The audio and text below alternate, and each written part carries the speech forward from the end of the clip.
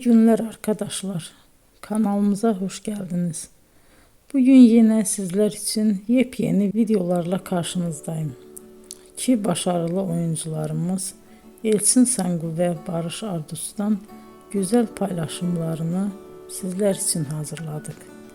Elçin Sangu, Sevdim Alabora, Yalancı ve Mumları, Kiralık Aşk, İyi Günde Kötü Günde bu dizilerde rol almış ve herkes tarafından çok beğenilmiştir.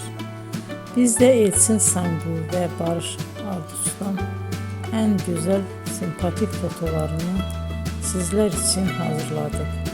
Bu karelerin devamını istiyorsanızsa emeğe saygı olarak kanalımıza abone olup yorum yazmayı unutmayın arkadaşlar.